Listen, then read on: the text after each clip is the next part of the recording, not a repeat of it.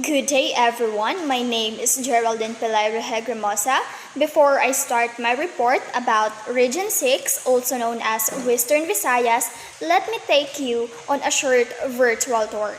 I will show you a quick video that features some of the most interesting and beautiful spots in Region 6. You'll see why this region is truly special, so sit back, relax, and enjoy the tour. Welcome, the Region 6 of the Philippines.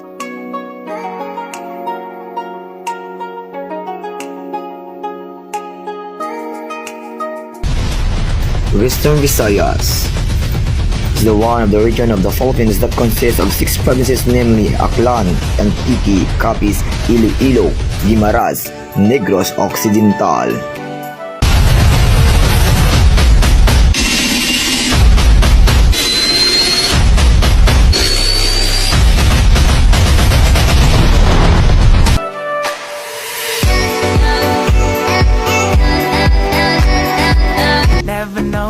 Never know. If you believe you can move the highest mountains, cross the greatest oceans, walk across the water. Believe you can move. Never know, you'll never know. If you believe you can move the highest mountains, cross the greatest oceans, walk across the water.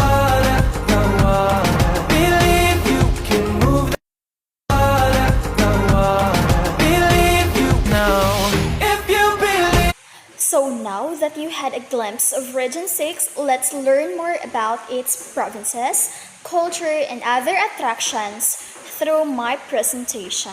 Region 6, Western Visayas. Region 6 is composed of 6 provinces: Aklan, Antique, Capiz, Iloilo, Guimaras, and Negros Occidental. Next, historical background of the region. It was created by virtue of Presidential Decree No. 1 as part of the Integrated Reorganization Plan of President Ferdinand Adrian Marcos. Now, let's proceed to the first province, which is the Aklan. The capital is Kalibo. It has a total land area of 1,853 square kilometers, oldest province in the Philippines. Jose Razmenes was the first appointed governor. So, the capital of the Aklan is the Kalibo. Itong province na Aklan, siya yung pinaka-oldest province in the Philippines. Jose Razmenes was the first appointed governor. Let's proceed to the next slide. Aklan, originally known as Minoro it Akian. Prominent dialect are Akianon, Malaynon, and Burwanganon. So, yung mga prominent dialect sa Aklan ay yung Akianon, Malaynon, at Burwanganon. Economy, major industries: agriculture, tourism, abaca production, piña cloth weaving, queen of the Philippine fabrics, pot making, and Lezu Aklan reed clay. Their products: banana, palay #1 grown in the province, fiber crops, coconut, rambutan, mango, at abaca. So, ito yung mga major industries and products in Aklan. So now, let's proceed to the festival in Aklan. The first festival is Ati-Atihan Festival, Kalibo, Aklan. Every third Sunday of January. So nangyayari yung Ati-Atihan Festival in Aklan every third Sunday of January. Revelers in colorful costumes and beliefs painted black and their faces made up of grotesquely.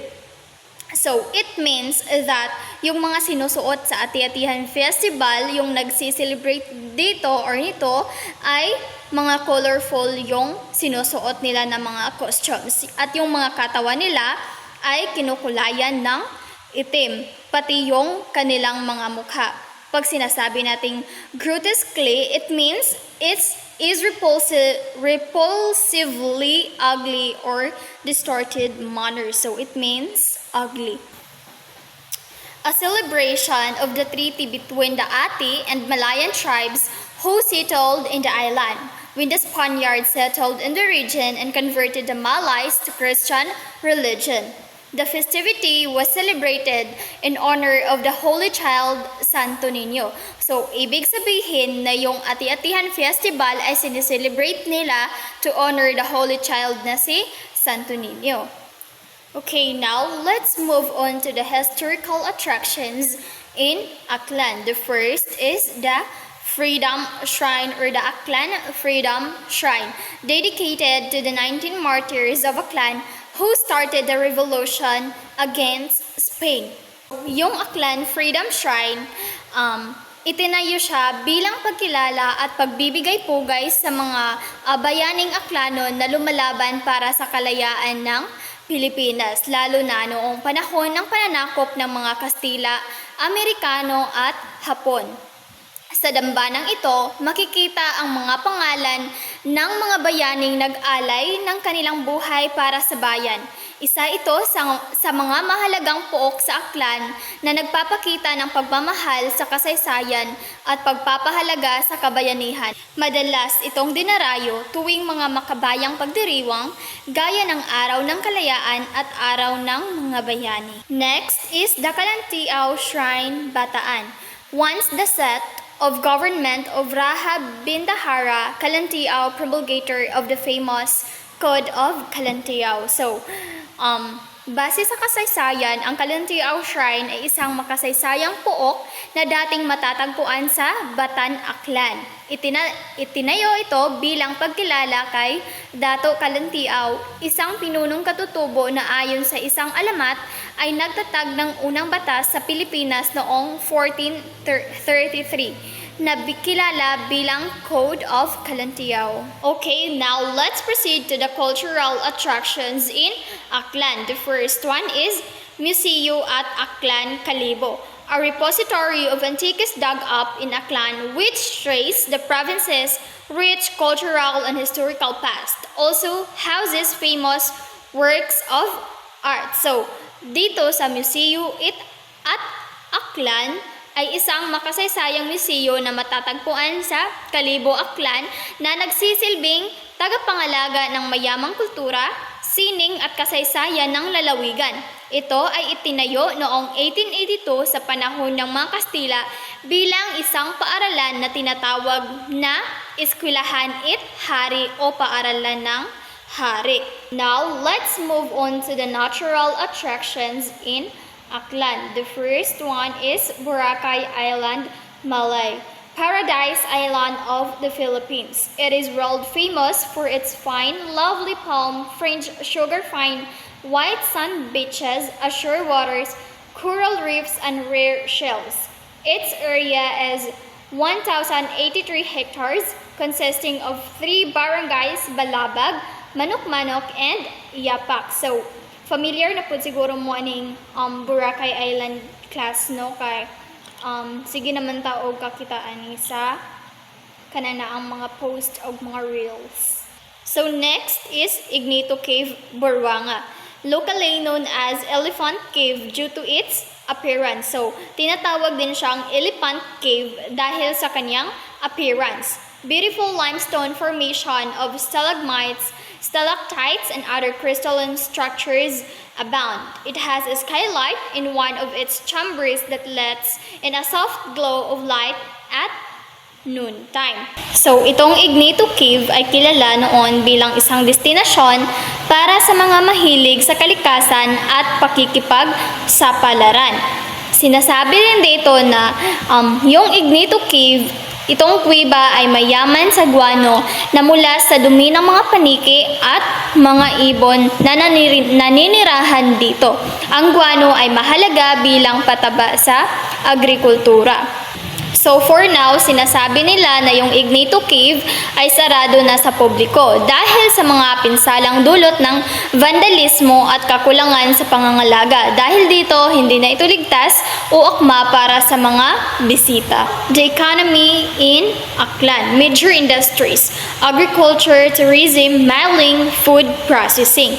So, yung mga pinagkakakitaan o pinagkukunan ng kabuhayan ng taga-Aklan ay yung pagsasaka, agriculture. Tourism, lalo na doon sa Boracay, sa Aklan, syempre maraming mga turista na dumadayo doon. Kaya, meron din silang tourism. Mining, food processing. Dito sa food processing, as you can see, dito sa larawan, meron silang banana chips. For their crops, they have banana, palay, corn, coconut, and jackfruit. So, ito yung pinagkukunan nila ng kabuhayan. Now, let's proceed to the second province in Region 6, which is Antique. Gemstone Country. The capital is San Jose de Buenavista. So, ang capital ng Antique ay San Jose de Buenavista. It was one of the 3 districts of Panay before the Spanish colonizers arrived. So, yung Antique is one of the 3 districts of Panay sa hindi pa dumarating yung mga Spanish colonizers, formerly known as Hantik. So, tinatawag din itong Hantik, yung Antique. Negritos or the Ates were believed to be the earliest people who settled in the island of Panay. So, naniniwala sila na the earliest people who settled in the island of Panay is yung mga Negritos or the Ates. They have developed their own distinct language called Kinaraya. So, bumubuo rin sila ng sarili nilang language at tinatawag nila itong Kinaraya.